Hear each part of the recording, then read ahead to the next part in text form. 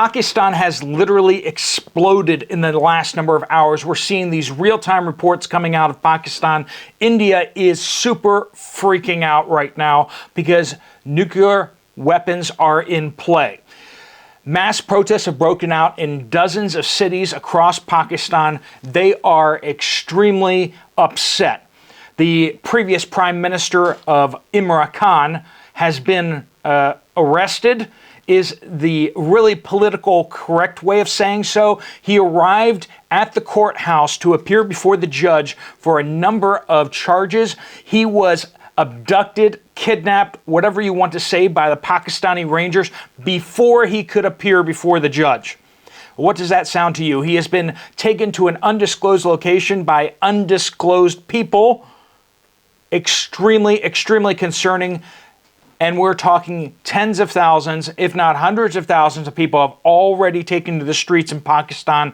And there is extreme discontent and anger out there. It is so serious that the government has already suspended Twitter, Facebook, and YouTube countrywide. You cannot access Twitter, Facebook, YouTube because they may feed into the protests. We are seeing that mobile devices have lost all capability of accessing the internet nationwide. So let me walk through some of the reports that we're getting. It's just one thing after the next.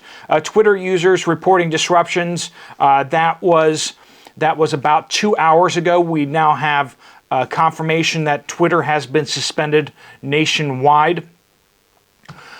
We've now, like I said, we've also gotten confirmation that Facebook and YouTube have also been blocked now. So there aren't anyone in Pakistan watching on this. We see definite major protests in Karachi, Lahore, and Peshawar. Several military bases have been breached. And remember, like I said, nuclear weapons are out there, and you know they should be secured, and hopefully they are being. The government right now in Pakistan is military backed. Basically, the folks that the United States backs are in power right now.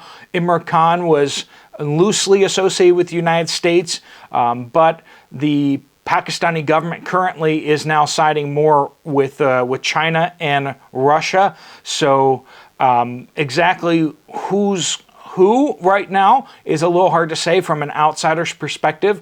But the PTI is the party of Imran Khan. We've also gotten confirmation that the president of the PTI has also been, it's hard to say arrested when in this type of situation, has been detained, has been disappeared. And so the PTI, which is the third largest or one of the major three parties in Pakistan, we see that in Lahore, there's protests outside the former Prime Minister's residence, Imran Khan's residence. And then we also have the people are blocking highways and such across the country. Across Punjab province, one of the major provinces in Pakistan, they have banned all gatherings, all congregations, and any demonstrations. So they just passed that, so you're not allowed to protest in the province of Punjab. Police using tear gas, water cannons in Karachi confirmed. It is hard to confirm any of the deaths in the protests right now where they are, but there are definitely a bunch of very graphic videos showing up on Twitter as well as other social media, but that is starting to stop because they can't get these images out anymore because they've lost access to these sites. All right, just a little background here. Imran Khan has, this is a tweet that he sent out just a couple days ago, tweeting at the president, the Prime Minister of Pakistan, who who was basically attacking his character and saying, "Why are you acting out?" and all this kind of stuff. He said, "As someone who has suffered 2 assassination attempts on his life in the last few months, can I dare ask the SS," that's him, "the following questions. Have I, a citizen, the right to nominate those I feel were responsible for the assassination attacks on me?" Basically saying, do I have the right to accuse those who I believe were behind the assassination attempts? The assassination attempt, I believe it was in December. I have a slide coming up here in just a moment. November, he was actually shot by an assassin. The attack killed one of his supporters and wounded 13 others. I covered this previously in a video a while back, but big deal. And then there was also another assassination attempt. His allegation is that the Pakistani military was actually behind both these assassination attempts, and he actually charged an officer as being behind it. And that's kind of where the current prime minister came out and said, you can't impugn the character of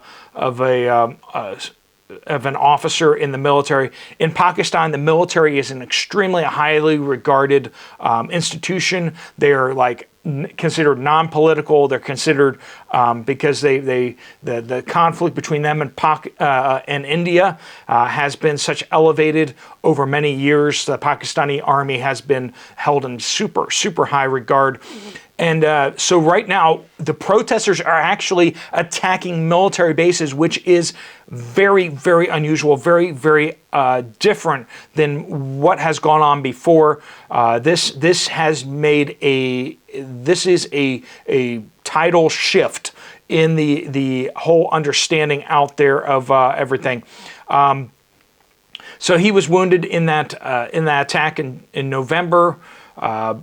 And then the attacker was arrested, and then when under interrogation said he acted alone, but of course he was in military custody at that time with no one being able to access him other than the military.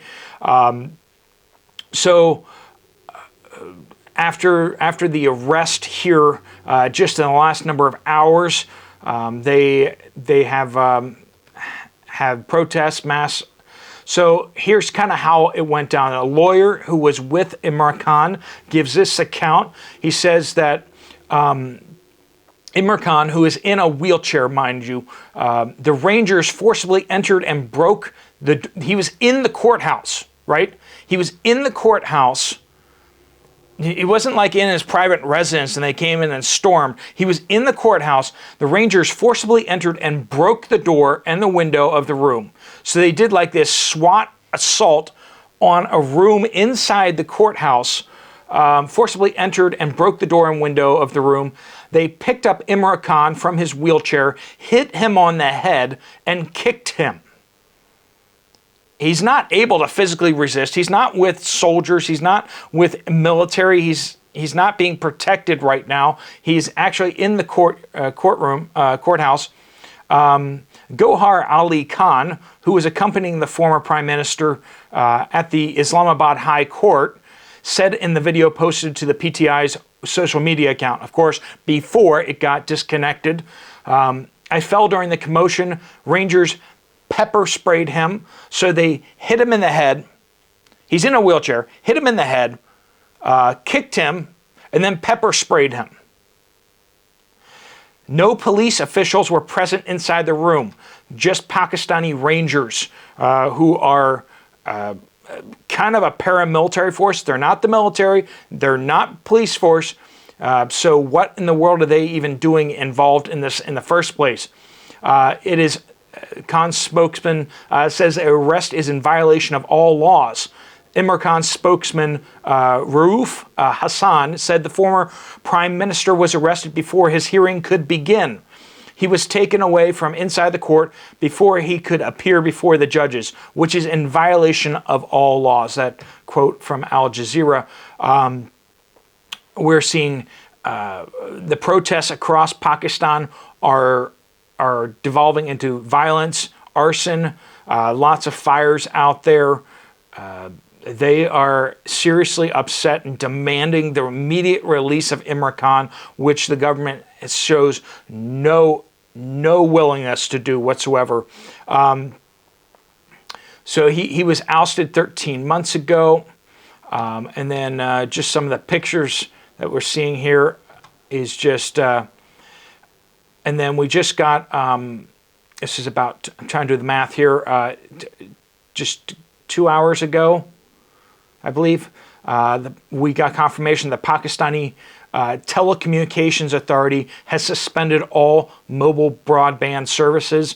So cell phones are still working. However, they cannot access the internet.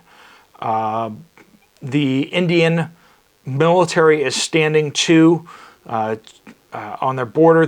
Their main concern for the Indian side is that the Pakistani army may try to open up a new front along the line of control that's in just all the disputed territory, the Kashmir district, where they are still technically at war over. The line of control has been relatively stable in recent years, but in order to deflect from internal problems, they may try to pick a fight with the Indians in order to do that. But the big fact of the matter is that we got nuclear weapons that are held by the current government, and the current government is being put under severe pressure. There is a lot of people coming out actively attacking military and police units in Pakistan. If this escalates, or if we start seeing any defections by any of these forces, that will mean that this has gone to a whole new level. Will this blow over? It doesn't look like it's going to blow over. The question is how quickly and how much it can escalate, and whether there will be any legitimate military forces that choose to change sides and go up against the government. That would, of course, turn this more into a civil war. At this point, we are just seeing these things happening in real time, and we are going to definitely keep monitoring this. This could definitely impact everyone in Asia, as well as with those nuclear weapons, everyone in the world. Pakistan is a big country, a big food producer, and with the flooding last year, extremely destabilized right now. People are upset on many fronts and are suffering. High food costs are definitely adding to the pressure. Will the Pakistani government fall in the next number of hours or next number of days? We don't know. We're going to have to keep watching to see what happens. All right, folks, if you found this video to be useful, helpful, you might want to hit that thumbs up button to let us know that you appreciate the videos and that this helped this get out to more people. There's another video up here that you might want to check out from me. I'll see you over there, or I'll see you guys later. Steve Poplar of the Poplar Report, out.